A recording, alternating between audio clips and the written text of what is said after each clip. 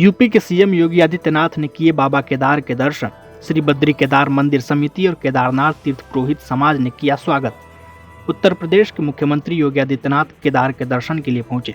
बाबा केदार के दरबार में पहुंचे योगी का श्री बद्री केदार मंदिर समिति और केदारनाथ तीर्थ पुरोहित समाज की ओर से भव्य स्वागत किया गया। धाम पहुंचने पर योगी गढ़वाल मंडल विकास निगम के गेस्ट हाउस पहुंचे, जहां उन्होंने कार्यकर्ताओं से भी बातचीत की। इसके बाद वह बाबा केदार का जलाभिषेक करने के लिए पहुंचे।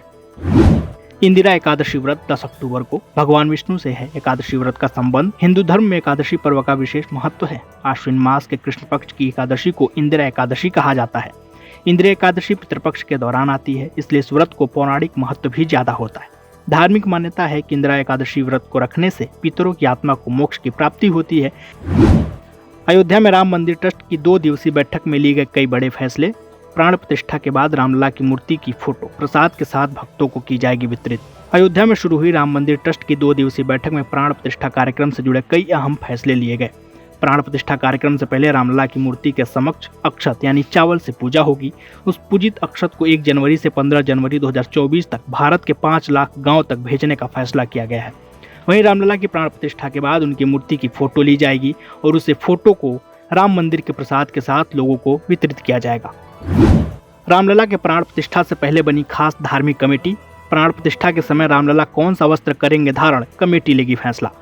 प्राण प्रतिष्ठा के समय रामलला कौन सा वस्त्र धारण करेंगे, उनका श्रृंगार कैसा होगा, पूजा पद्धति और मौजूदा पूजा पद्धति में बढ़ोतरी क्या होगी, पूजा के समय कौन कौन से मंत्रों का प्रयोग होगा, इन सब पर के लिए एक विशेष धार्मिक कमेटी बनाई गई है, जो इन सब बिंदुओं पर विचार विमर्श के बाद राम मंदिर ट्रस्ट को बताएगी और इसी के बाद इस पर अहम फैसला लिया जाएगा। श्री राम जन्मभूमि तीर्थ क्षेत्र की बैठक में दान में मिली अब तक की धनराशि और खर्च पर भी चर्चा हुई।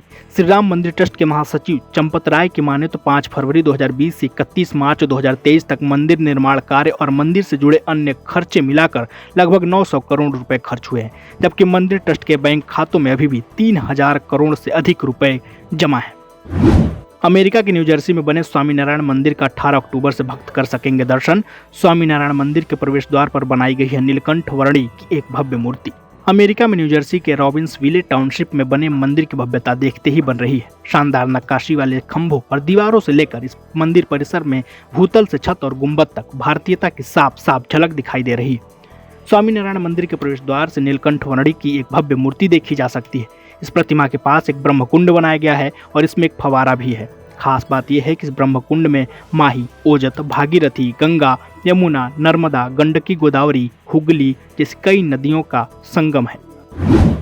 आइए ज्योतिर्विद शैलेंद्र पांडे जी से जानते हैं 10 अक्टूबर 2023 का क्या है पंचांग।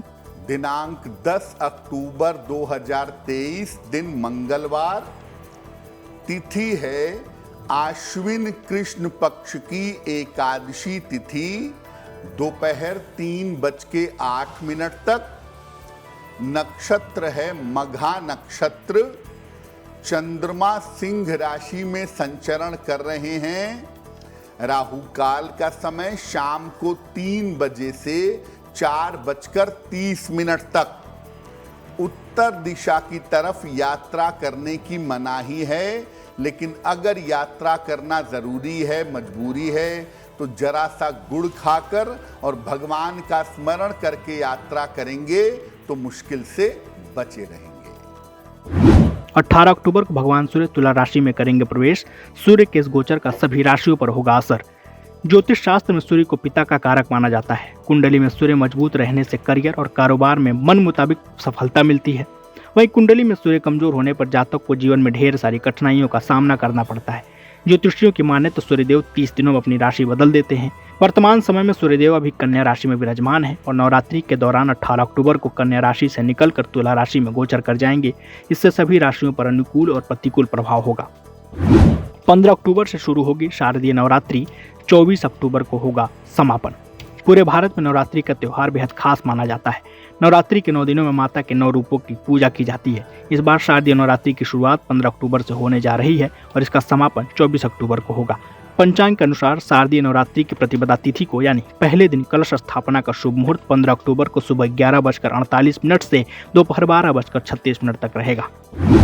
19 अक्टूबर को होगा बुध का राशि परिवर्तन। सभी राशि के जातकों पर होगा असर। हर ग्रह निश्चित समय के बाद अपनी राशि परिवर्तित करता है। इसी दशा में बुध ग्रह भी राशि परिवर्तन करने वाले हैं। यह राशि परिवर्तन 19 अक्टूबर को शुक्र की राशि तुला में होने वाली है। यह राशि परिवर्तन सुबह 1:23 पर होगा। जब कोई भी ग्रह राशि परिवर्तन करता है तो इसका प्रभाव सभी राशि के जातकों पर दिखाई देता है। 14 अक्टूबर को लगेगा साल का दूसरा सूर्य ग्रहण। ये ग्रहण 14 अक्टूबर को रात 8:34 से होगा शुरू। साल का दूसरा सूर्य ग्रहण 14 अक्टूबर यानी शनिवार को लगने जा रहा है। ज्योतिष शास्त्र में सूर्य ग्रहण महत्वपूर्ण खगोलीय घटनाओं में गिना जाता है। यह आध्यात्मिक दृष्टि से भी बेहद महत्वपूर्ण होता है। इस बार लगने वाला सूर्य ग्रहण वलयाकार होगा। 14 अक्टूबर को इस साल का दूसरा सूर्य ग्रहण लगने जा रहा है। यह ग्रहण 14 अक्टूबर को रात 8:34 से शुरू होगा और रात 2:25 पर समाप्त हो जाएगा। यह ग्रहण भारत में तो दिखाई नहीं देगा, जिसके कारण ग्रहण का सूतक काल भारत में मान्य नहीं होगा। यह ग्रहण कन्या राशि और चित्रा नक्षत्र में लगेगा। 100 साल से ज्यादा पुराने 37 मंदिरों के कायाकल्प पर काम शुरू। श्री राम मंदिर के साथ बदल रहे हैं पौराणिक जर्जर मंदिरों के दिन।